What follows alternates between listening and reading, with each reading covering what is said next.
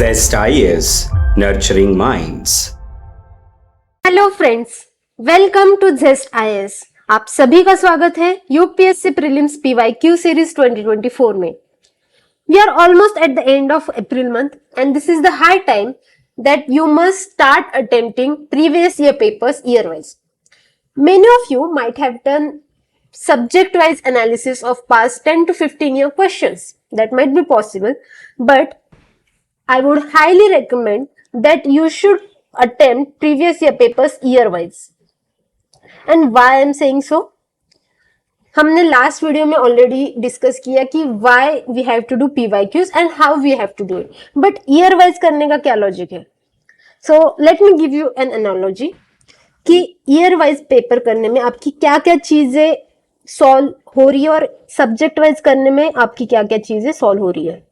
Subject wise करने में एक तो आप मोस्टली फोकस कर रहे कंटेंट पे, इंफॉर्मेशन पे, और उस सब्जेक्ट में किस टाइप के क्वेश्चंस आते हैं, हाई इंपॉर्टेंट एरियाज कौन से हैं, हाई इंपैक्ट थीम्स कौन सी हैं, इनको आइडेंटिफाई करने में आपका मेजरली फोकस रहता है। When you attempt paper year wise, content के साथ साथ आपकी क्या क्या चीजें टेस्ट हो रही है, यहाँ पे आपका टाइम मैनेजमेंट, उसके साथ साथ मोस्ट इंपॉर्टेंट आपका टेम्परामेंट। बिकॉज आप कभी ऑब्जर्व करना, जब आप 20 क्वेश्चन सॉल्व करते हो वहां पे आपके कितने स्किल्स टेस्ट होते हैं, और जब आप 100 क्वेश्चंस एक बार सिटिंग में सॉल्व करते हो वहां पे क्या क्या चीजें आपको चेक करना पड़ता है, या फिर क्या क्या चीज चैलेंजेस आते हैं जब आप 100 क्वेश्चंस का पूरा पेपर एक साथ बैठ के लगाते हो। क्योंकि यहाँ पे आपको आपके कंटेंट के साथ साथ, इंफॉर्मेशन के साथ साथ, एक तो आपकी एनर्जी जो है उसको मेंटेन रखना है, कंसिस्टेंसी मेंटेन रखनी है। उसके बाद कोई ऐसे क्वेश्चंस हो सकते हैं जो इजी है, वहां पे एक्साइट होके क्या मैं सिली मिस्टेक कर रहा हूं, क्योंकि यहाँ पे ज्यादा चांसेस होते हैं कि आप सिली मिस्टेक करें। तो यहाँ पे मुझे अपने इमोशंस को किस तरीके से बैलेंस रखना है, ये इंपॉर्टेंट है। एंड ये तभी चेक हो पाएगा जब आप पूरे बैठ के 100 क्वेश्चंस लगाए। So that's why I would highlight this point again, that you should attempt paper year wise and this is the time that you can start with the 2023 paper. क्यों, इसका भी हम देखते हैं, व्हाई 2023 पेपर। सो जैसे कि यहाँ पे आप देख पा रहे, this is the prelims cut off last 5 से 6 सालों का है। तो यहाँ पे 2023 का जो कट ऑफ है, जो रिसेंटली अभी आया है, that is one of the lowest अभी तक के यूपीएससी हिस्ट्री में। एंड दिस सिग्निफाई कि हमारी जो डिफिकल्टी लेवल है वो बहुत ज्यादा बढ़ गई है, right? And as doctor Kalam said that we must be prepared for the worst case scenario.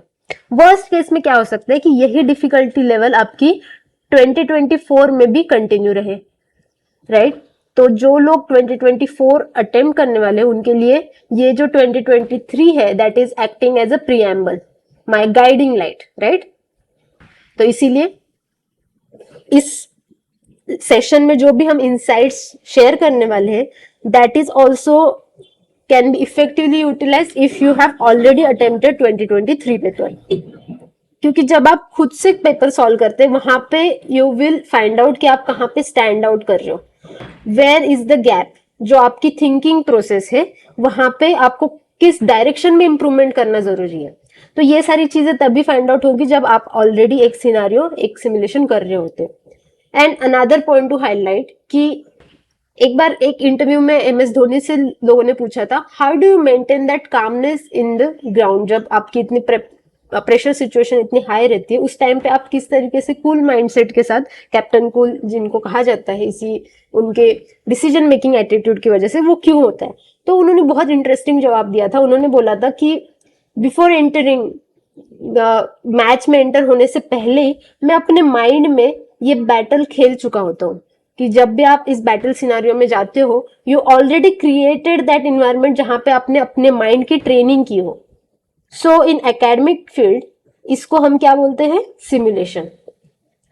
कि हम माइंड को एक उस रियल टाइम सिचुएशन में पुट कर रहे हैं और वहां पे उसकी ट्रेनिंग करवा रहे हैं कि किस तरीके से मुझे सोचना है, किस तरीके से मुझे अपना कंपोजर रखना है। And that is why to attempt paper year wise is utmost importance. Okay, so let's start without further ado. We'll start with the 2023 prelims paper and I have taken set A. Again, एक disclaimer मैं दे रही हूँ कि जो मैं अभी questions देखूंगी that will be in order, 1 से 100 तक के क्वेश्चंस में लेने वाली हूँ in order for the video perspective. But when you are in exam situation you need not to follow this order. आपको इसी ऑर्डर में अटेम्प्ट करना जरूरी नहीं है, क्योंकि एग्जाम सिचुएशन में आपके जो पहले 5 मिनट है that plays very important role in building your confidence.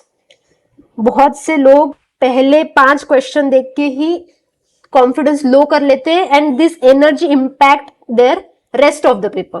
तो ये नहीं हो, इसीलिए आपको क्या करना है, आपको अपनी स्ट्रैटेजी फाइंड आउट करनी है. अगेन, स्ट्रैटेजी किसी की भी ब्लाइंडली फॉलो नहीं करनी है. It depends person to person. आपके स्ट्रेंथ्स क्या है ये आपको फाइंड आउट करने हैं. आपके कंफर्ट एरियाज कौन से हैं, क्योंकि पहले 5 मिनट में आप इन चीजों को टारगेट करने वाले हो.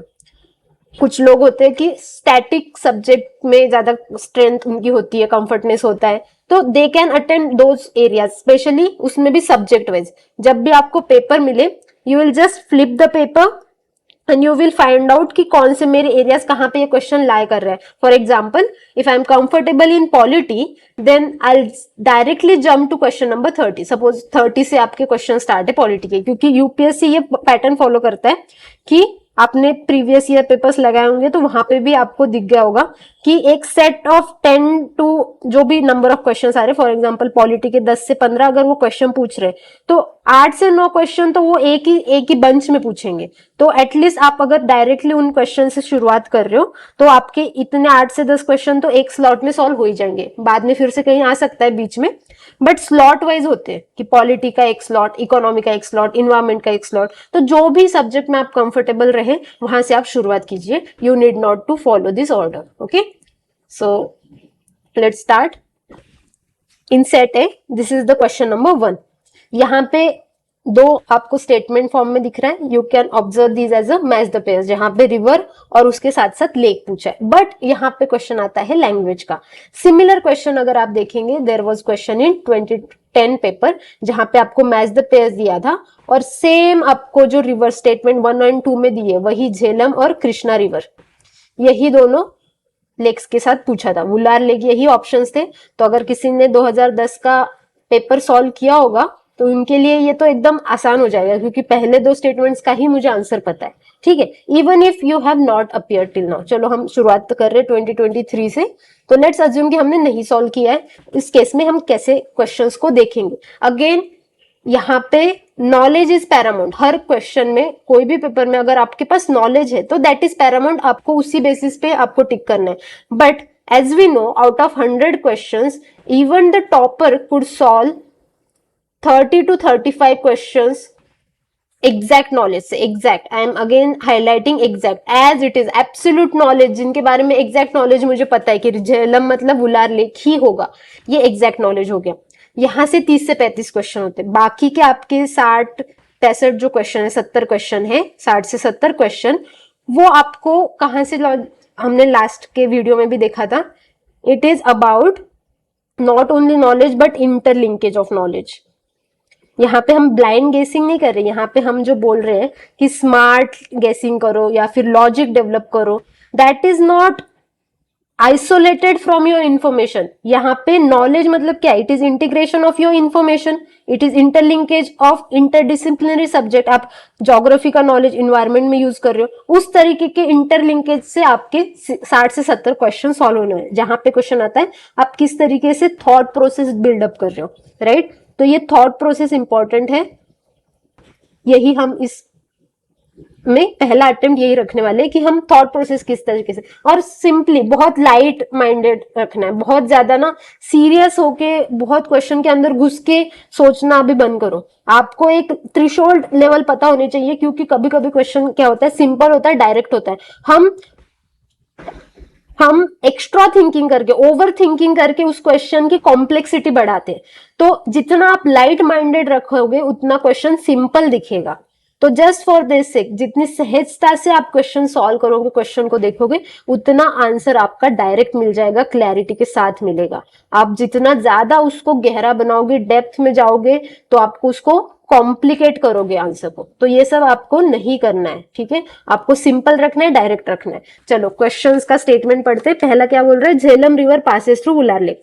तो ये तो बहुत ज्यादा फेमस रिवर है, इंडस रिवर की जो आपकी ट्रिब्यूटरी है झेलम रिवर। हम सबको पता है कि it rises from Verinag, right. Verinag से इसकी शुरुआत होती है, which is at the foot hills of Pir Panjal. तो ये तो मेजर रिवर है, तो एज सच हमें पता है वुलार लेक से पास होती है, right. And again Jhelum river also passes through Srinagar, तो ये भी हमें पता है। Wular lake is also can be consider as the largest fresh water lake in Jammu and Kashmir, right. तो ये सारी इंफॉर्मेशन बहुत ज्यादा ऑब्वियस है, जनरल नॉलेज है। तो स्टेटमेंट 1 तो सहजता से आप सॉल्व कर सकते हो, स्टेटमेंट 1 पता है, झेलम उलार, ये सही है। सेकेंड क्या बोल रहा है, Krishna river directly feeds Kolleru lake. अभी अगर मैं एग्जामिनर के थॉट प्रोसेस में जाऊं, he could have said that Krishna river passes through Kolleru lake. Just पहला जो स्टेटमेंट जिस फॉर्मेट में बना है, उसी फॉर्मेट में वो सेकंड स्टेटमेंट भी बना सकता था, but why he chose to put this extra word directly feeds. तो यूपीएससी जो है अपने स्टेटमेंट में और ऑप्शंस में जो भी वर्ड्स ऐसे पुट ऑन कर रहे हैं, आपको वहां पे बहुत कॉन्शियसली थॉट प्रोसेस देना है, वहां पे सोचना है कि ये क्यों दिया होगा। इट माइट बी पॉसिबल, यहाँ पे एग्जामिनर खेल सकता है कि कुछ सिचुएशन ऐसी हो सकती है कि वो डायरेक्टली कनेक्ट ना कर रही हो, राइट। तो इसी वजह से वो डायरेक्टली फीड्स, ये ट्रैप डाल रहा है, this is the trap, directly feeds. तो इस पे मैं अपना सेकंड स्टेटमेंट गलत करूंगी। थर्ड क्या बोल रहा है, meandering of Gandak river formed Kanwar lake. अगर यहाँ पे आपको थोड़ा बहुत लोकेशन भी पता है तो ये सॉल्व हो सकता है। जैसे हमें पता है Gandak river, it is the tributary of Ganga, right. और जब ये बिहार में एंटर होती है, it is almost at its mature stage. Mature stage का क्या फीचर है, इट इज मियांडरिंग, राइट। और हमें कन्वर लेक भी पता है, कन्वर झील जो आपकी लार्जेस्ट क्या है, ऑक्सबो लेक है, oxbow lake in Asia, right. तो ये भी हमें पता है, this is very famous Kanwar झील। तो इससे मैं एसोसिएट कर सकती हूँ कि हाँ, मियांडरिंग जो ऑलरेडी अपने मैच्योर स्टेज में, वो मियांडरिंग से ये कन्वर लेक बना सकती है। So that is Y statement 3 will be right and 1 will be right. और ये डायरेक्टली फीड की वजह से I feel this is a trap, I think this is a trap, that's why I'll go with the option number B. And from knowledge perspective, ये भी सही है कि झेलम तो है ही Wular lake, but Krishna river यहाँ पे जो 2010 का क्वेश्चन था, यही एक रॉन्ग ऑप्शन दिया था मैच द पेयर्स में। सो क्या आपका आंसर है दैट जो आपका कोलेरू लेक है, that lies between Krishna and Godavari, वो उनके बीच रहता है। एंड उसको पानी कहां से आता है कोलेरू लेक को, that is directly fed by seasonal rivers. Seasonal river जो वहां की लोकल रिवर्स है, वो उसको डायरेक्टली फीड करती है। एंड दो Kolleru lake is connected with Krishna and Godavari, but it does not directly feed it. तो डायरेक्टली फीड की वजह से ये उन्होंने गलत लिखा है। तो यहाँ पे आपको समझना चाहिए कि एग्जामिनर ने ट्रैप रखा है मेरे लिए, डायरेक्टली फीड्स। सिमिलर क्वेश्चन आप देख पाओगे 2021 में there was a question on Indus again very important theme, Indus river. तो यहाँ पे 2021 का क्वेश्चन क्या था कि which of the following tributary directly joins your Indus. ठीक है, तो डायरेक्टली वर्ड पे हमेशा फोकस रहता है, स्पेशली मैच्योर जो बड़ी मेजर रिवर सिस्टम है वहां पे। तो इससे हमें पता होना चाहिए। अगेन फ्रॉम नॉलेज पर्सपेक्टिव, जो आपके रामसर साइट है, तो यहाँ पे I am trying to give you 360 degree view of the question कि हमें एसोसिएटेड एरियाज भी साथ ही साथ में कवर करते जाने। हमें अपना नॉलेज जो है वो कन्फाइन नहीं रखना है, क्वेश्चंस के सीमित में नहीं रखना है, हमें आजू बाजू के एरियाज, उससे रिलेटेड इंपॉर्टेंट थीम्स क्या है वो भी पढ़ना है। तो ये जो मैंने मैप आपके सामने रखा है, that are the Ramsar sites. और पीवाईक्यू में बहुत सारे इस पे साइट्स पे क्वेश्चन पूछा गया है, तो इसीलिए आपको इसको बार बार करते रहना, इनकी सारी इंफॉर्मेशन इंपॉर्टेंट है। इन्वायरमेंट पर्सपेक्टिव से भी, इन्वायरमेंट के क्वेश्चंस में भी, ज्योग्राफी के क्वेश्चंस में भी, राइट। वुलार लेक यहाँ पे देख पा रहे हो, कोलेरू लेक, वुलार लेक, ठीक है। यहाँ पे भी नाल सरोवर बर्ड सेंचुरी, यहाँ से भी क्वेश्चन था, Sambhar lake, was also been asked, Vembanad भी पूछा गया था। तो बहुत से भितरकनिका ऑलवेज इन पीवाईक्यू बहुत से रिपीटेड क्वेश्चंस पूछे। तो ये जो है आपका इंपॉर्टेंट एरिया है। तो इतने सारे हम रैंडम चीजें करते हैं, इससे अच्छा जो इंपॉर्टेंट है जहां पे यूपीएससी फोकस करता है वहां से क्यों ना पढ़े, राइट। तो रामसर साइड आप देख लीजिए, स्पेशली करंट अफेयर्स में जो हाईलाइट है उसका जाके आप स्टैटिक देखिए कि उसकी ज्योग्राफी कैसी है। कोलेरू लेक पढ़ना है तो सिर्फ मुझे ये नहीं देखना है कि कौन सी रिवर से, उसके आजू बाजू के एरिया भी देखो ना कि कौन सी रिवर पास हो रही है, फिर ये कहाँ से ओरिजिनेट हो रही है, क्योंकि Krishna Godavari again major river system, तो इसका ओरिजिन देखिए। उसके बाद आप देख सकते हैं कि ये जो है मेजर डैम्स, ये भी यूपीएससी पूछता रहता है कि कौन से मेजर डैम्स, मेजर डेस्टिनेशन अगर रिवर सिस्टम में हो तो ऑलमोस्ट 6 मेजर रिवर सिस्टम्स हैं जिनके बारे में हमें डिटेल में देखना है, स्पेशली लोकेशंस। यहाँ पे कुछ सालों से तो कुछ ज्यादा यूपीएससी देख रहे हैं, ठीक है। तो ये हम कर सकते हैं, इजीली डन। एक डिस्क्लेमर में और एक देना चाहूंगी कि since UPSC have not published it's official answer की, ऐसा हो सकता है कि कुछ क्वेश्चन में वेरिएशन है, बट अगेन कुछ क्वेश्चंस में पॉसिबिलिटी हम ओपन रखेंगे। बट अगर ये जो ऑफिशियल आंसर की आएगी वो एग्जाम के पहले तो नहीं आने वाली, राइट। तो इसीलिए हमें थॉट प्रोसेस पे फिर रखना है और कुछ क्वेश्चंस में ओपननेस रखनी की, ऐसा भी हो सकता है। फॉर एग्जांपल ये जो थर्ड है कन्वर लेक, कहीं कुछ सोर्सेस में ये भी लिखा है कि बूढ़ी गंडक से मिएंडरिंग हो रही है, तो वो एक माइनर रिवर है, ऐसा नहीं है बहुत मेजर रिवर है। तो इट डिपेंड्स कि यूपीएससी क्या कौन सा सही मान रहा है, बट ये ओपन एरिया आप रख सकते हो statement number 3। But thought process यहाँ पे इंपॉर्टेंट है। अगर वो मिएंडरिंग बोल रहा है मतलब मुझे ये देखना है कि क्या रिवर मैच्योर स्टेज में है या यंग स्टेज में। अगर वो हिमालयन एरिया में बोल रहे हैं मिएंडरिंग तो वो तो पॉसिबल नहीं है, राइट। तो ये थॉट प्रोसेस इंपॉर्टेंट है रादर देन एब्सोल्यूट आंसर, हमें इसीलिए सॉल्व करने 2023 के पेपर्स या फिर बाकी प्रीवियस ईयर क्वेश्चंस भी। Then I have second question, match the pairs port and its description. Again similar question was there in CAPF. CAPF के पेपर में भी सिमिलर क्वेश्चन पूछा गया था। सिमिलर मतलब ऑप्शंस रिपीट हुए थे, जहां पे मुंद्रा पोर्ट था, फिर कोचिन था आपका, और आपका कांडला पोर्ट, इनके बारे में था 2009 का पेपर। तो यूपीएससी जो जो पेपर्स लेती है जिन जिन एग्जाम के, वहां से भी रिपीट होते हैं, as we have already seen in previous video. तो Kamarajar port it is been repeated, ये यूपीएससी के सीएसई के पेपर में भी आ चुका है। And port as a theme important है, तो यहाँ के मेजर माइनर पोर्ट्स तो है ही, उसके अलावा रिवर एंड पोर्ट कुछ अगर स्पेसिफिक इंफॉर्मेशन के साथ आते हैं तो वो भी पूछा जाता है, specially ancient India. Ancient India में जो भी पोर्ट रहे होंगे वो अटमोस्ट इंपॉर्टेंस है, उसके नाम पूछते हैं। अगर सिर्फ आपको नाम भी पता है और एरिया पता है, बहुत ज्यादा डेप्थ में नहीं जाना है। पोर्ट में आपको क्या देखना है, लोकेशंस, और एंशियंट इंडिया में क्या नाम थे, कौन से नाम से वो जाने जाते थे, और डायनेस्टी, ये आपके एंशियंट इंडिया के लिए, ठीक है। तो यहां पे क्या बोल जा रहा है,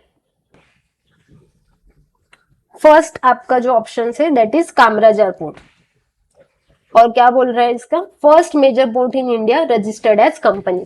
तो हमें ये तो पता है कि बहुत से ऐसे नॉन मेजर पोर्ट्स है that are registered as a company, क्योंकि पोर्ट उसका जो ऑपरेशन है, हमें 3 टाइप्स के मॉडल पता है, एक तो स्टेट ओन्ड, प्राइवेटली ओन्ड और पीपीपी मॉडल में। तो कमर्शियल इंटरेस्ट जहां पे भी कमर्शियल पर्पस सॉल्व हो रहे हैं उसको एज अ रजिस्टर्ड कंपनी की तरह बनाना, that is very normal thing. तो एज सच बहुत कुछ अलग नहीं बोल रहा है। एंड कामराजार पोर्ट जिसका formally it is been known as Ennore port, तो एन्नोरे पोर्ट लिमिटेड करके कंपनी है, and it is the only it is the only major port registered as a company. तो ये ऑप्शन बिल्कुल सही है। सेकंड में जो क्या बोल रहा है, Mundra port, largest privately owned port in India. तो मुझे इसका लोकेशन पता है, वेयर इट इज, गुजरात में। तो एज सच तो नॉन मेजर पोर्ट बहुत सारे हैं जो प्राइवेटली ओन्ड है, but Mundra port which is the major port, it is the only privately owned port. तो मुझे ये पता है गुजरात में बहुत सारे बिजनेसमैन होते हैं। जस्ट मेरा एक लाइट थिंकिंग क्या हो सकता है कि मुंद्रा पोर्ट गुजरात में है और वहां पे बहुत सारे बिजनेसमैन हैं, स्पेशली अडानी अंबानी जैसे, तो दे कैन ओन सच पोर्ट्स। तो ये पॉसिबल है, it is largest privately own port. तो इसलिए मैं सेकंड स्टेटमेंट को सही मानूंगी। थर्ड क्या है, Visakhapatnam port largest container port in India. तो हमें पता है लार्जेस्ट कंटेनर पोर्ट कौन सा है, जेएनपीटी। ब्रिटिशर्स के टाइम से हम देखते आ रहे हैं, it is largest container port. तो ये थर्ड स्टेटमेंट गलत है। लार्जेस्ट प्राइवेटली ओन्ड गुजरात में होने से कारण मुझे ये लॉजिक जा सकता है मेरा कि हाँ, अडानी जैसे जो बिग प्लेयर्स है दोज आर वर्किंग और इन्वेस्टिंग इन गुजरात। गुजरात में गिफ्ट सिटी भी है, तो ये सारे इन्वेस्टमेंट के जो अपॉर्चुनिटीज है, SEZ है बहुत सारे, तो ये सारे अपॉर्चुनिटीज ये इनको ट्रैप करने के लिए, इनको यूज करने के लिए they can own private private party can own और manage the ports for their commercial activities, right. तो इस वजह से मैं फर्स्ट एंड सेकंड को सही मानूंगी, थर्ड तो वी नो ये गलत है। So answer is only 2 pairs. मेरा आंसर क्या है, B. And from your knowledge perspective आपको ये भी देखना है कि ऑलमोस्ट इंडिया में टोटल 230 पोर्ट्स है, ठीक है। उसमें से आपके 217 जो है वो माइनर नॉन मेजर पोर्ट्स हम बोल सकते हैं, उसमें इंटरमीडिएट पोर्ट्स भी आ जाएंगे। एंड आपके जो 13 पोर्ट्स है रेस्ट, दोज आर मेजर। अभी इसमें से जो लास्ट पोर्ट था पोर्ट ब्लेयर, वो उसका न्यूज में था कि इसका जो डेजिग्नेशन है एज अ मेजर पोर्ट, वो it may lose that tag port Blair. तो ये अगर कैंसिल होता है तो मेरे बचते कितने, 12 मेजर पोर्ट्स। 12 मेजर पोर्ट्स में मेरा तो मेरे 11 जो है वो क्या है, गवर्नमेंट ओन्ड। 11 मेरे गवर्नमेंट ओन्ड है, एक जो है मेरा दैट इज प्राइवेटली ओन्ड, और वो कौन सा है, मुंद्रा पोर्ट, ठीक है। तो आपको बहुत सारे 230 पोर्ट्स के बारे में जानकारी नहीं चाहिए, ये रिडंडेंट इंफॉर्मेशन गैदर करना बंद करना। हमें सिर्फ 13 मेजर पोर्ट्स में देखना है, उसमें भी जो न्यूज में चल रहे हैं, जैसे port player it may lose the as I have said कि it may lose the tag of major ports. तो अगर ये चला गया, next which is likely to be the 13th major port, वो कौन सा है, वाधवान। ये कहां पर है, महाराष्ट्र में, ठीक है। सो इतनी इंफॉर्मेशन मुझे काफी है। उसके अलावा और मुझे क्या इंफॉर्मेशन चाहिए, या फिर एसोसिएटेड चीजें जहां से यूपीएससी पूछ सकते हैं। वर्ल्ड बैंक कौन से इंडेक्स बनाती है, इंडेक्स में मेरा एक तो आता है लॉजिस्टिक परफॉर्मेंस इंडेक्स, राइट। और 2023 की अगर रैंकिंग देखी जाए तो India is standing at the 39th position. तो हम इंप्रूव कर चुके हैं, 5 प्लेसेस हम राइज कर चुके हैं लॉजिस्टिक परफॉर्मेंस इंडेक्स में। दूसरा और एक इंडेक्स जो वर्ल्ड बैंक करती है that is container port performance index. तो ये एज सच बहुत ज्यादा न्यूज में नहीं आता है, but you should have basic knowledge कि ये वाला जो इंडेक्स है वो वर्ल्ड बैंक पब्लिश करती है। और वहां पे हमारा जो लार्जेस्ट कंटेनर पोर्ट है JNPT, उसने अभी थोड़ी सी पोजीशन 20 प्लेसेस वो नीचे गिरा है। बस इतनी इंफॉर्मेशन काफी है। उसके अलावा आपके मुंद्रा पोर्ट के बारे में, which is first privately largest own port by Adani group.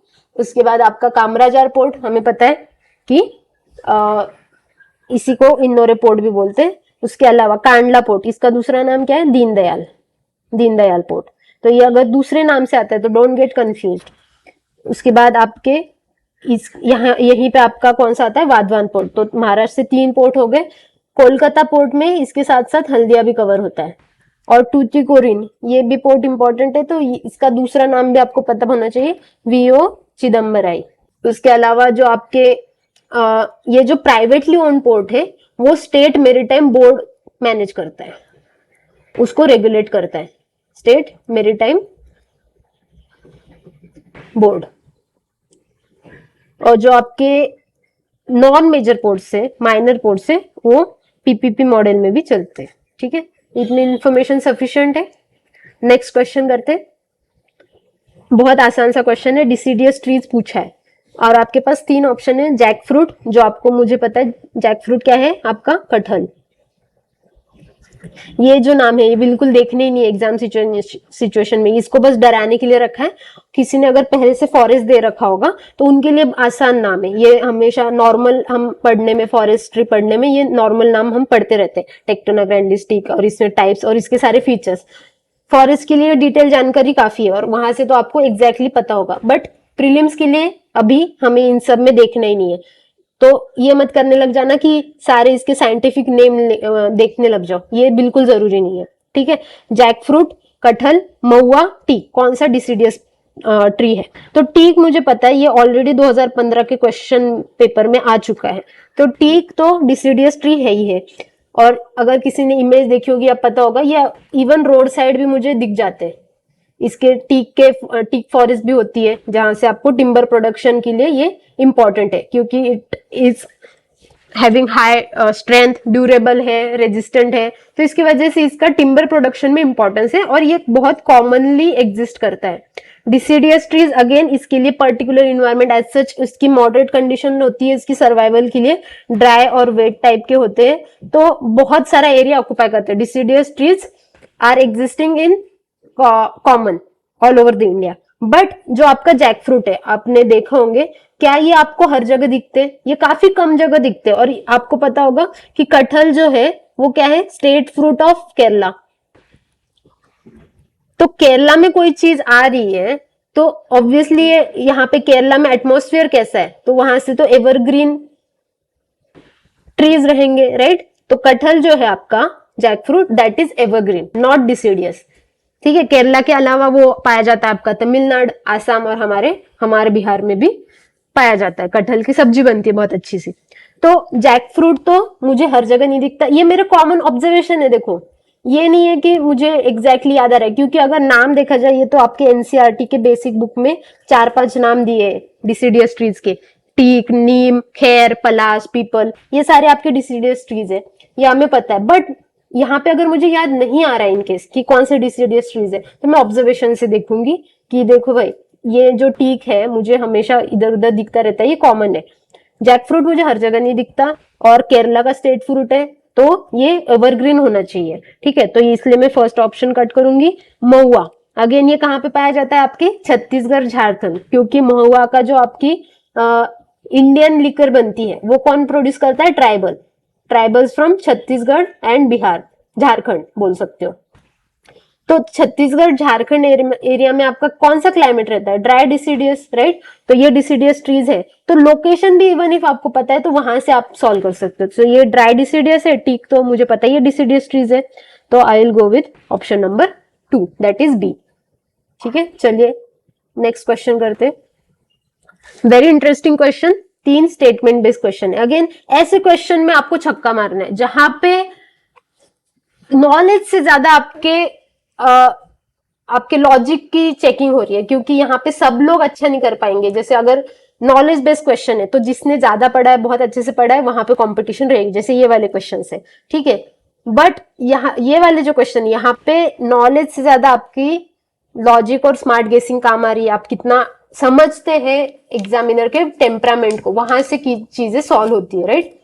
तो स्टेटमेंट बेस्ड क्वेश्चन में आपको ये देखना है कि देयर इज ए स्कोप। क्यों मैं हाईलाइट कर रही हूँ? वन लाइनर जो है, वन लाइनर क्वेश्चन में आपकी इन्फॉर्मेशन चेक हो रही है, तो या तो आता है या तो नहीं आता है। तो उस टाइप के क्वेश्चंस बहुत ज्यादा अगर कॉन्फिडेंट नहीं है तो सॉल्व मतलब छोड़ सकते हो वो क्वेश्चंस। बट जो स्टेटमेंट बेस्ड है, वहां पे आपको थॉट प्रोसेस का स्कोप है।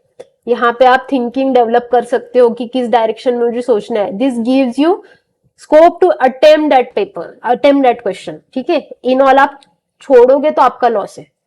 तो पहला स्टेटमेंट क्या बोल रहा है? India has more arable area than China. तो ये हमें बचपन से पता है कि इंडिया का जो है वो कृषि प्रधान देश है, और हमारे पास लार्जेस्ट एरेबल लैंड है, क्योंकि हमारी पूरी इकोनॉमी पहले से कृषि प्रधान है। और हमारे पास जो डाइवर्सिटी है एग्रीकल्चर क्रॉप्स की, वो क्यों है? एक तो हमारे पास एरिया इतना ज्यादा, इतनी बड़ी पॉपुलेशन को सर्वाइव रखने के लिए अगर सिर्फ एक ऑक्यूपेशन काफी हो रहा है, तो दैट मीन्स एरिया भी ज्यादा है, राइट। इवन इफ आपको फिगर्स नहीं पता, एब्सोल्यूट फिगर नहीं पता, तब भी ये तो थॉट प्रोसेस लगा सकते हो ना। तो फर्स्ट स्टेटमेंट से ये। सेकंड क्या बोल रहा है? Proportion of irrigated area is more in India as compare to China. तो देखो, मॉडरेट कुछ क्वेश्चंस होते हैं जहां पे यूपीएससी डराता है, जो होते हैं एब्सोल्यूट चीजें अगर बोल रहे हैं, जैसे यहाँ पर है एब्सोल्यूट एरिया के बारे में बात कर रहे हैं, तो डेटा अगर पता हो तो वेल एंड गुड, वरना यहाँ पे आपको रिस्क लेना पड़ेगा। बट कुछ चीजें हैं जो एब्सोल्यूट नहीं, रिलेटिव टर्म्स में बात करता है। और ऐसे मॉडरेट लैंग्वेज में अगर कोई स्टेटमेंट फ्रेम किया गया है, इट इज लाइकली पॉसिबल कि वो सही हो जाए। तो यहाँ पे लैंग्वेज क्या यूज कर रहा है? Proportion of irrigated area. तो यहाँ पे इंटरप्रिटेशन देखो, एग्जाम सिचुएशन में अगर आपको दोनों तरीके से सोच सकते हो कि प्रपोर्शन ऑफ इरिगेटेड एरिया जो है अगर ये बोल रहा है कि टोटल एरेबल एरिया जो है उसका इरिगेटेड एरिया अगर है इरिगेटेड, तो अगर मैं स्टेटमेंट 1 से ही मान रही हूँ दैट मीन्स इंडिया का जो है एरेबल एरिया वो ज्यादा है, right, as compare to China. तो इस लॉजिक से ये अगर मैंने थॉट प्रोसेस लगाया तो टोटल एरिया ज्यादा है तो ओवरऑल रेशियो भी कम होगा, प्रपोर्शन कम होगा। तो यहाँ पे मैं बहुत एक्स्ट्रा सोच रही हूँ, बहुत एक्स्ट्रा, तो इतने डेप्थ में मैं अपने स्टेटमेंट को गलत करूंगी और मेरा आंसर गलत हो जाएगा। तो इतना बहुत ज्यादा दिमाग भी नहीं लगाना, लाइट माइंडेड रखना है। प्रपोर्शन बोल रहा है, रिलेटिव टर्म्स में बात कर रहे हैं, मॉडरेट टर्म्स में खेल रहे हैं, सेफ खेल रहे हैं, एब्सोल्यूट फिगर में नहीं जा रहे हैं। और ये दोनों स्टेटमेंट उस हिसाब से सिंक कर रहे हैं कि प्रोपोर्शन एरेबल एरिया ज्यादा होगा तो इरिगेटेड एरिया भी ज्यादा होगा, राइट, उसका प्रोपोर्शन ज्यादा होगा। And let me tell you from academic perspective, जो एग्जैक्ट नॉलेज है उसके हिसाब से भी ये सही है, क्योंकि ये आपकी फॉल्स अंडरस्टैंडिंग है। ये जो आप बोल रहे हो ना, irrigated proportion of irrigated area, proportion of irrigated area academic terms में एग्जैक्टली ये रेशो होता है। तो यहाँ पे इंडिया का जो है आपका irrigated proportion that is 48% coverage है इरिगेटेड एरिया का, और चाइना का जो है आपका कितना है 41%। तो इस हिसाब से इंडिया का आपका ज्यादा है। But even if exam situation में आपको ये डेटा नहीं पता तो हम क्या करेंगे, सिंपल लॉजिक रखेंगे कि प्रोपोर्शन बोल रहा है, रिलेटिव टर्म्स में बात कर रहे हैं, मॉडरेट टर्म्स में बात कर रहे हैं, तो इसको मैं सही मानूंगा। थर्ड स्टेटमेंट क्या बोल रहा है, average productivity per hectare in Indian agriculture is higher than China. यही तो दिक्कत है इंडियन एग्रीकल्चर की कि हमारी प्रोडक्टिविटी ही लो है। हम हर टाइप के डेटा रिपोर्ट जब भी आता है तो यही रोना होता है हमारा कि प्रोडक्टिविटी कम है, क्योंकि productivity is not only dependent on land, कितना लैंड है इस बेसिस पे तो है नहीं। प्रोडक्टिविटी किस पे निर्भर कर रही है, आपके R&D पे, आपके इन्वेस्टमेंट पे, आपके टेक्नोलॉजी पे। और इन टर्म्स में हमें तो पता है कि China is ahead of India in terms में R&D इन्वेस्टमेंट में। तो चाइना, उसकी वर्ल्ड की इतनी ज्यादा पॉपुलेशन, इतने पॉपुलेशन को अगर सर्वाइव रखना है तो अगर एरिया कम है मेरा और पॉपुलेशन को मुझे सर्वाइव करना है तो मुझे ऑब्वियसली क्या करना पड़ेगा, प्रोडक्टिविटी ज्यादा रखनी पड़ेगी, तभी ये पॉसिबल होगा कि इतनी पॉपुलेशन को मैं सर्वाइव करूं। क्योंकि एरिया मेरा कम है तो productivity have to be higher, right. तो इस लॉजिक से ये स्टेटमेंट नंबर 3 गलत है। 1 और 2 सिंक कर रहे हैं, एरिया एरेबल ज्यादा है, उसमें इरिगेशन ज्यादा है, तो 1 और 2, ओनली 2 इज माई आंसर। और आपको बता दूं मैं कि इंडिया का जो है that is largest in the world, arable area कितना है आपका 156 मिलियन हेक्टर, और चाइना का जो है आपका 120 मिलियन हेक्टर। अगेन ये मैं ऐसे आपको जस्ट फॉर इंफॉर्मेशन से एक बता रही हूँ, बट आपको ये सब याद रखने की जरूरत नहीं है। आप लॉजिक लगाइए, ये सोचिए कि अच्छा इंडिया एज अ कंट्री, पहले से हमारी हिस्ट्री क्या है, ज्योग्राफी क्या है, तो हमारा जो लॉजिक है, थॉट प्रोसेस है, दैट इज नॉट आइसोलेटेड, वो हम एग्जिस्टिंग चीजों को इसमें इंटरलिंक कर रहे हैं, वहां से ये आ रहा है, ठीक है। एंड ये जो लॉजिक है वो आपको अभी PYQ से जितना आप समझ पाएंगे सारी टेक्निक्स, एग्जामिनर का माइंडसेट, यूपीएससी का माइंडसेट बेसिकली, उससे ये आपको गट फीलिंग आपकी बूस्ट हो जाएगी। इसलिए आपको ईयर वाइज पेपर लगाने हैं ताकि आप ये इंटरनलाइज कर पाए, क्योंकि यहाँ पे आपको रिस्क ले रहे हो, आप यहाँ पे रिस्क टेकिंग एपेटाइट जो है वो आपको बूस्ट करना है। वो कब होगा, जब आप खुद की माइंड की इस तरीके से ट्रेनिंग करो कि देखते ही आपको वो पैटर्न समझ में आ जाए, ठीक है। ये है आपका एरिया, इंडिया का एरेबल लैंड आपको दिख रहा है बहुत ज्यादा है एज कंपेयर टू चाइना। और हमें ये भी पता है कि चाइना का मोस्ट ऑफ द ये वाला जो एरिया है दैट इज स्नो प्रोन, तो यहाँ पे तो इरिगेशन होना पॉसिबल नहीं है, ठीक है। तो मेरा आंसर आ सकता है। नेक्स्ट क्वेश्चन बहुत मजेदार क्वेश्चन है, दो इट कैन बी सेड कि ये 1 लाइनर सिर्फ ये पूछा है, तब भी यहाँ पे बहुत अच्छे से यूपीएससी ने फ्रेम किया है और आपको हिंट भी दी है। अगर ये हिंट पकड़ो तो आपका जिंदगी पूरा आसान हो जाएगा। Which of the following is the best example of, देखो यहाँ पे क्या बोल रहा है, repeated falls in the sea level giving rise to present day extensive marshland, ठीक है। यहाँ क्वेश्चन में आपको 2 हिंट पकड़नी है। पहला क्या बोल रहा है, the repeated falls in the sea level, जहां से ये राइज हुआ है, rise to present day extensive marshland, ये दोनों थीम को पकड़ो, ठीक है, और फिर हमारा आंसर निकलेगा। तो हमें पता है ये कोस्टलैंड के बारे में बात कर रहा है, और क्वेश्चंस देखो, ऑप्शंस देखो, ये 4 ऑप्शंस है हमारे सामने। तो repeated falls in sea level, इसकी वजह से दो टाइप की चीजें क्रिएट हो रही है हमारे इंडियन कोस्ट में। अगर देखा जाए, ये आपका वेस्टर्न कोस्ट, ये आपका ईस्टर्न कोस्ट। तो ये जो कोस्ट लाइन है दैट इज कंसिडर्ड सबमर्जेंट, और ये क्या है आपकी इमर्जेंट।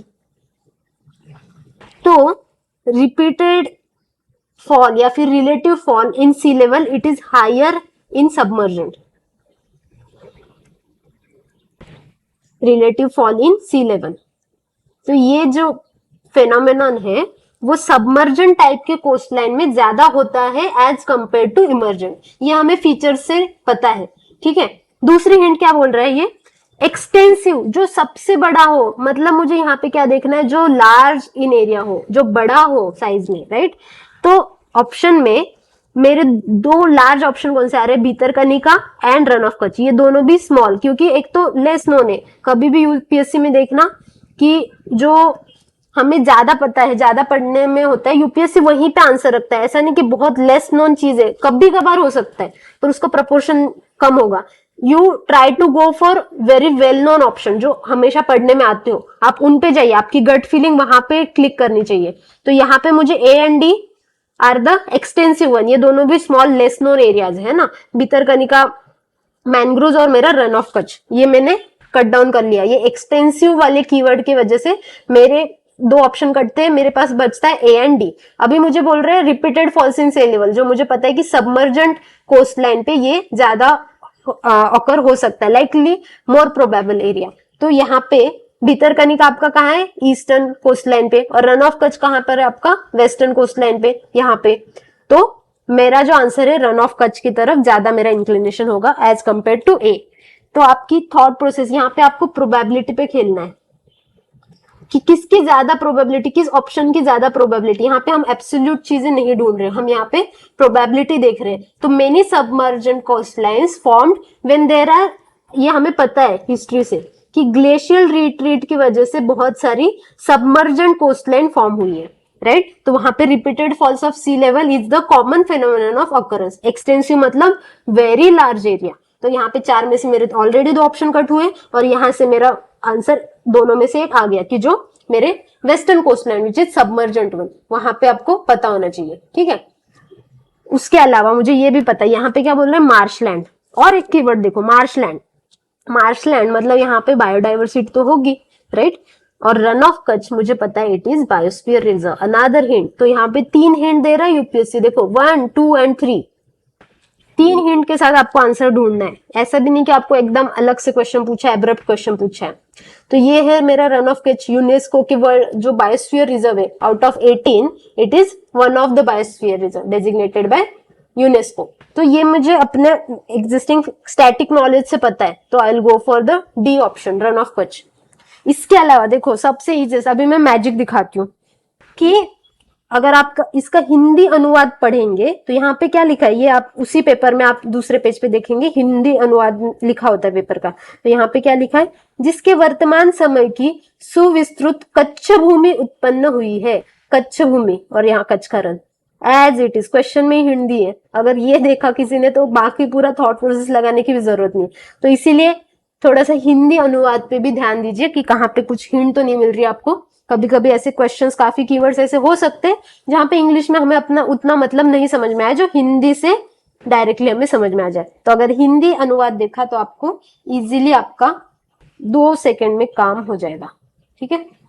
अभी from information point of view आपको ये सारे जो एरियाज है वो भी देखने फॉर 2024 के लिए, क्योंकि क्वेश्चंस और उसके एसोसिएटेड एरियाज रिपीट होते हैं। ये जो है आपका रन ऑफ कच्छ, तो आपको पता है कि little greater run of Kutch और लिटिल रन ऑफ कच्छ, दोनों लिटिल कच्छ, ये दोनों एग्जिस्टिंग करते हैं। यहाँ पे सॉल्ट पैन्स आपको दिख रहे हैं, इवन सैटेलाइट इमेज से भी ये आपको ऑब्जर्वेशन में दिख रहा है, मार्शलैंड। उसके बाद जो आपका भितरकनिका नेशनल पार्क है, यहाँ से भी यूपीएससी ने बहुत बार ये एज ए ऑप्शन में रखा है, तो आपको ये भी पता होना चाहिए नॉलेज के पर्सपेक्टिव में। कहाँ है, उड़ीसा में।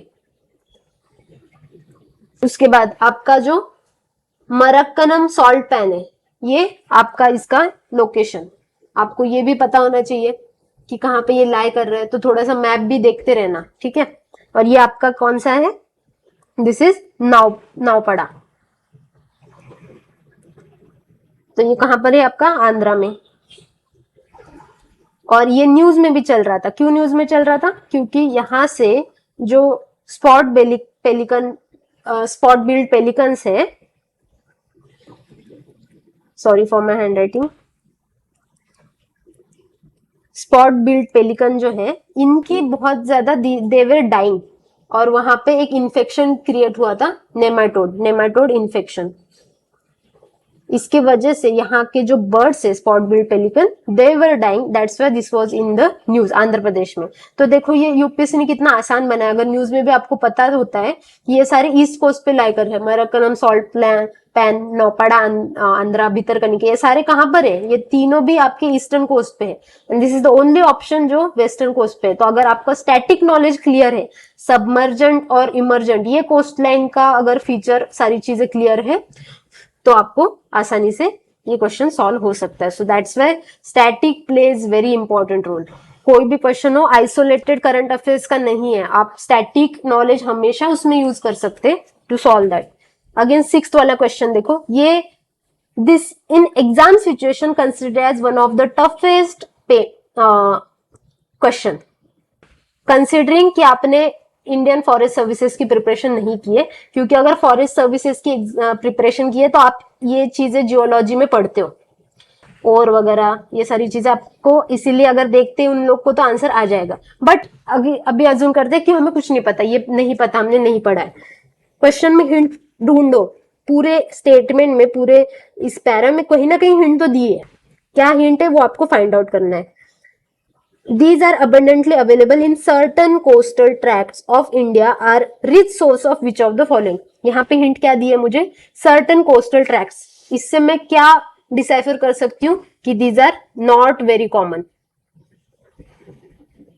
दूसरी बात, ये सिर्फ कोस्टल ट्रैक्ट्स में ही एग्जिस्ट करते हैं, नॉट एनीवेयर एल्स। हिंटरलैंड वाले लोकेशन जो है वो मैं कट डाउन करूंगी। ये मेरा थॉट प्रोसेस है, दैट माइट बी रॉन्ग। अगर नॉलेज के पर्सपेक्टिव में देखा जाए कुछ ना कुछ एक्सेप्शंस मिल सकता है आपको, बट यहाँ पे मैं अगेन प्रोबेबिलिटी ढूंढती हूँ, ज्यादा मेरी कहाँ पे मेरा इंक्लिनेशन ज्यादा हो सकता है। तो इस वाले लाइन से मैं ये 3 चीजें डिसाइफर कर पा रही हूँ कि ये जो मेरा और है, जो रिसोर्स है, जो सोर्स है, that must be very not very common, coastal track में एग्जिस्ट करना चाहिए, हिंटरलैंड में उसका एग्जिस्टेंस कम हो सकता है, क्योंकि ये क्या बोल रहे हैं, अबंडेंटली अवेलेबल, बहुत ज्यादा प्रमाण में ये अवेलेबल है ना। तो मतलब हर जगह तो नहीं मिलता, बहुत कम सी जगह मिलता है, उसमें भी हमें बोला है कि कोस्टल ट्रैक में ढूंढो। अभी एल्यूमिनियम एंड आयत, these are the most common, और ये सारे आपके हिंटरलैंड में भी मिलते हैं। आपको पता है ये लोकेशन हम कब से, कितने सालों से पढ़ते आ रहे हैं, इसके लोकेशंस। ये भी सिंहभूम एरिया, झारखंड वाला, छत्तीसगढ़ वाला, ओडिशा वाला, ये सारे रिसोर्सेस हमें पता है ना। तो ये मोस्ट कॉमन है, ये मैं हटा दूंगी ऑप्शन। बच्चे मेरे कॉपर एंड टाइटेनियम। कॉपर मुझे पता है कि ये कहाँ पे एग्जिस्ट करता है, इसकी मेन हमें माइन पता है, कौन सी है? खेतरी माइंस, जो कहां पर है मेरी? राजस्थान में। तो ये राजस्थान में अकर कर रहा है। मुझे क्या देखना है? Less known. कॉपर तो भी नोन है, लेस नोन कौन सा मेरा ऑप्शन है जो मैं हमेशा नहीं पढ़ती हूँ? टाइटेनियम। और ये कोस्टल ट्रैक में, सर्टन कोस्टल, बहुत कम रीजन में ये ऑक्यूपाई करता है। तो yes, I will go for the D answer, और यही मेरा आंसर है। तो आपको ये देखना है कि एक तो कॉमन नहीं होना चाहिए एल्यूमिनियम आयन, इस वजह से मेरे कट गए। उसके बाद कॉपर का मुझे पता है कि खेतरी माइंस बहुत फेमस है, जो कि राजस्थान में, तो मेरा हिंटरलैंड वाला एरिया नहीं है, मुझे कोस्टल एरिया में चाहिए। तो वो मेरा ऑप्शन एक ही बच जाएगा, दैट इज टाइटेनियम। और titanium that is integral part of beach sand, that is integral component. इसके जो ये और फॉर्म्स आते हैं, ilmenite and rutile, those are integral component of beach sand. तो इस वजह से मेरा ये सही हो जाता है आंसर। एंड इवन और एक मैं पीवाईक्यू का मैजिक दिखाती हूँ। पीवाईक्यू में 2006 का जो पेपर था, उसके ऑप्शन में आपको इलिमनाइट मिल जाएगा। सो ऐसा नहीं है कि यूपीएससी ने कभी भी मुझे हिंट नहीं दिया है, ये मुझे हिंट मिला है। इल्मेनाइट जो है मेरा, that was there as a option in 2006। तो इसलिए मुझे ऑप्शंस, हर एक ऑप्शन बहुत अच्छे से 360 डिग्री व्यू में पढ़ने हैं, उसके बारे में नॉलेज देखना है। तो इसलिए अगर किसी को नहीं पता एल्यूमिनियम आयन के रिसोर्सेस कहाँ हैं, कौन सी जगह, कौन से स्टेट में ज्यादा पाए जाते हैं, प्लीज फाइंड इट आउट। तो मेरा आंसर डी है, ठीक है। And as you can see this is the map जहां पे आपके टाइटेनियम के रिसोर्सेस मिल जाते हैं। नेक्स्ट, ब्यूटीफुल क्वेश्चन, ब्यूटीफुल, क्योंकि ऐसे क्वेश्चन में मजा आता है जहां पे मुझे लॉजिक डेवलप करने का, मेरी थॉट प्रोसेस देने का मौका मिलता है। तो ये क्वेश्चन क्या है? About 3/4 of world's cobalt, a metal required for manufacturing of batteries for electric motor vehicle, is produced by. अभी मुझे क्या देखना है कि दुनिया में कोबाल्ट का जो प्रोडक्शन, वहां से लार्जेस्ट प्रोडक्शन कौन से कंट्री में होता है, लार्जेस्ट प्रोडक्शन, लार्जेस्ट मैन्युफैक्चर, ठीक है। तो मुझे, और स्पेशली क्या बोल रहा है, बैटरीज, इलेक्ट्रिक मोटर व्हीकल। जैसे ही मैं पढ़ती हूँ मुझे दूसरे दिमाग में थॉट प्रोसेस चल रही है लिथियम ट्रायंगल की, लिथियम ट्रायंगल। तो मेरे कौन से, एक तो मेरा बोलिविया, उसके बाद चिले, एंड दूसरा है मेरा अर्जेंटीना। तो अर्जेंटीना तो मेरा कट जाएगा क्योंकि यहाँ पे लिथियम सबसे ज्यादा है, this place is known for lithium. तो मेरा ये ऑप्शन मेरा कट गया। उसके बाद कजाकिस्तान, कजाकिस्तान में ऑलरेडी हमें पता है कि यहाँ पे कौन सा फेमस है, यूरेनियम, यूरेनियम के रिजर्व्स ज्यादा है, तो इसलिए मेरा ये भी कट गया। और मजे की बात ये है कि ये जो दोनों ऑप्शन बचते हैं मेरे पास, both are from African continent, दोनों अफ्रीका से बिलोंग करते हैं, तो प्रोबेबिलिटी ज्यादा है कि वो अफ्रीका में ही पाया जाता हो, राइट। तभी ये दोनों ऑप्शन सिमिलर दिए। तो अगर इवन इफ आपको ये दोनों के बारे में नहीं पता तो भी आप लॉजिक लगा सकते हो कि अगर दो कंट्रीज सेम कॉन्टिनेंट से दियो तो लाइकली पॉसिबल कि दोनों में से एक मेरा ऑप्शन हो सकता है।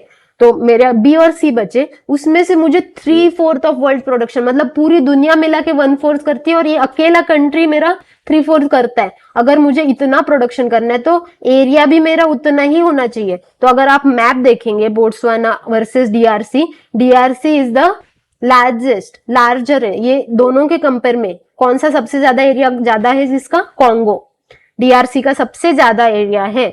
तो इसीलिए मेरा ऑप्शन कहां पे जाता है, सी, सी इज माई आंसर। ये एकदम लाइट, हमें पता भी नहीं है कोबाल्ट के बारे में, तब भी मैंने आंसर फाइंड आउट किया just by applying existing information. तो जो दोनों ऑप्शन में बड़ी कंट्री हो एरिया वाइज, उस पे मैं ज्यादा टिक करूंगी। तो ये हो गया कॉन्गो। और एक मजे की बात है जो मैं आगे वाले क्वेश्चन में बताऊंगी, 8th वाले क्वेश्चन में। अभी के लिए आप थोड़ा सा मैप देख लीजिए, क्योंकि अफ्रीका का जो मैप है यहाँ पे यूपीएससी 2022 में भी फोकस किया था, 2023 में भी फोकस कर रहे हैं, तो बहुत इंपॉर्टेंट हो जाता है। तो ये जो देख रहे हैं डीआरसी सबसे ज्यादा, और सबसे ज्यादा मतलब 3/4 प्रोडक्शन है, बाकी सब छोटे छोटे। नेक्स्ट सेकंड आता है आपका चाइना, ठीक है। और मैप देख लीजिए, ये डीआरसी है और ये आपका बोट्सवाना है, कितना छोटा है एरिया में, एरिया कंपेयर करो तो ये लार्जेस्ट हो सकता है, ठीक है। नेक्स्ट क्वेश्चन देखो, 8th question, which of the following is a part of Congo basin. अभी मेरा लास्ट ऑप्शन सी ऑप्शन मेरा कॉन्गो था।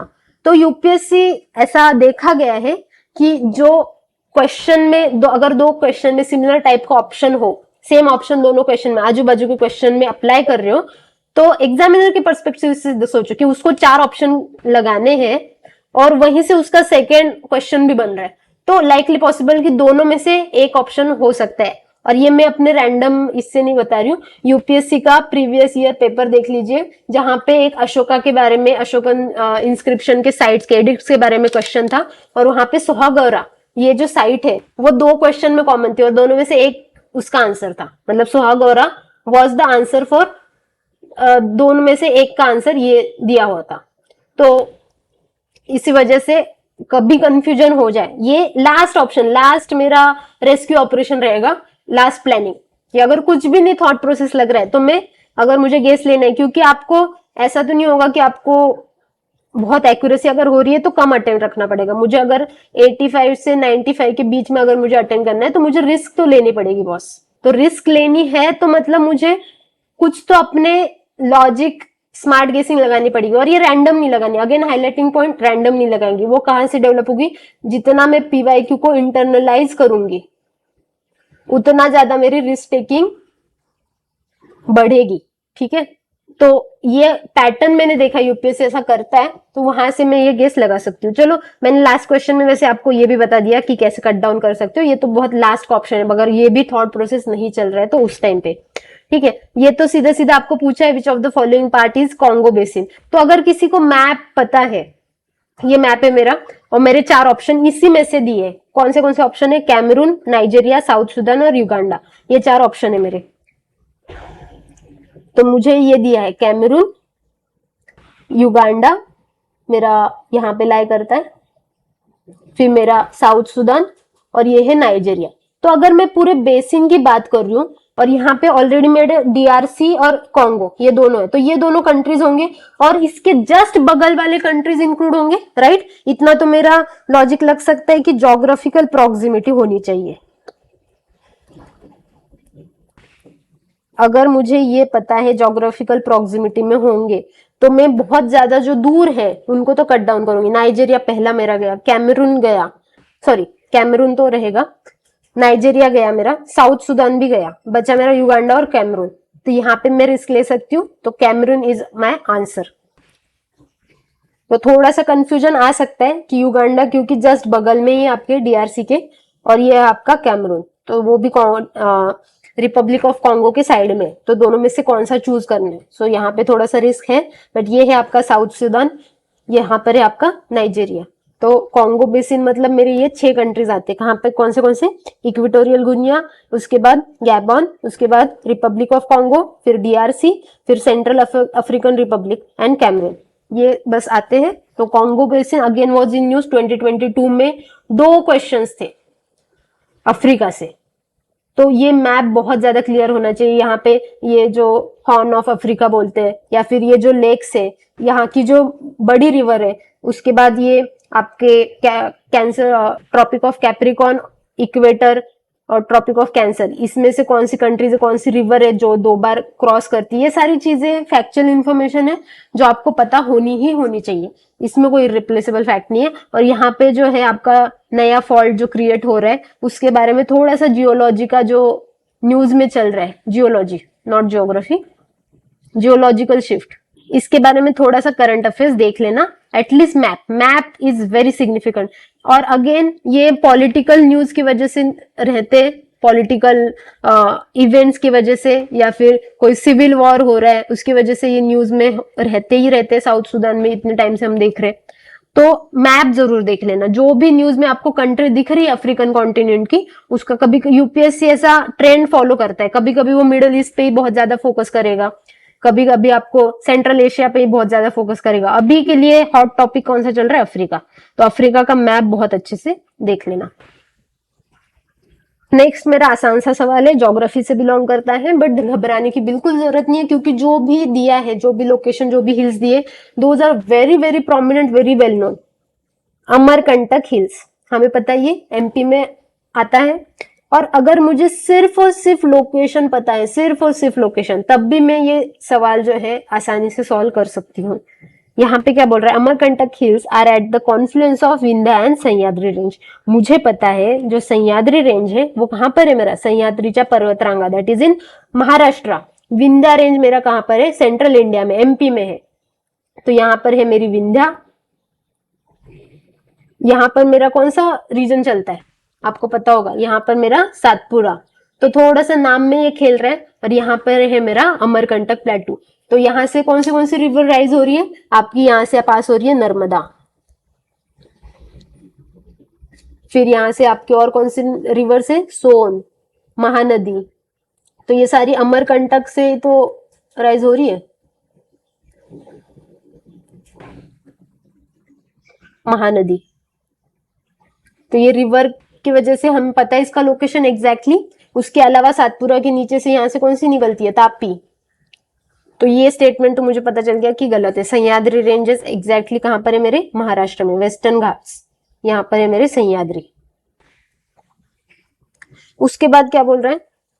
Biligiri Rangan hills constitute eastern most part of Satpura range. अभी सातपुरा रेंज मेरे कहां पर है? सेंट्रल इंडिया में। बिलिगिरी रंगन हिल्स कहां पर है मेरे? साउथ इंडिया में, साउथ में है। ये नाम से भी पता चल रहा है, इवन इफ किसी को नहीं हाईलाइट हो रहा है कि बीआरटी, बिलिगिरी रंगन टेम्पल, ये इस बीआरटी से भी फेमस है। It was even designated as tiger reserve. Tiger reserve के भी इससे ये फेमस है, even it is wild life sanctuary. तो ये अगर पता है तो बहुत, मतलब ये तो पता ही होना चाहिए, बट इवन इफ पता नहीं है तो भी ये समझ में आता है कि बिलिगिरीरंगन साउथ का नाम लगता है, सातपुरा रेंज मेरी एमपी एरिया में है, सेंट्रल इंडिया में, तो ये भी गलत है। फिर आता है मेरा Seshachalam hills constitute southern most part of western Ghats. अभी मुझे पता है शेषाचलम जो है वो, अगर मैंने पुष्पा मूवी देखी है तो चंदन की तस्करी, रेड सैंडलवुड, यहाँ का ये ओनली चित्तौड़ डिस्ट्रिक्ट में सबसे फेमस वाली हिल्स है। तो मुझे पता है ये कहां पर है, आंध्रा में। ठीक है, तो आंध्रा में है तो ये कैसे वेस्टर्न घाट्स का पार्ट हो सकती है, ये तो कहां पे होने चाहिए मेरे, ईस्टर्न घाट्स का पार्ट, राइट।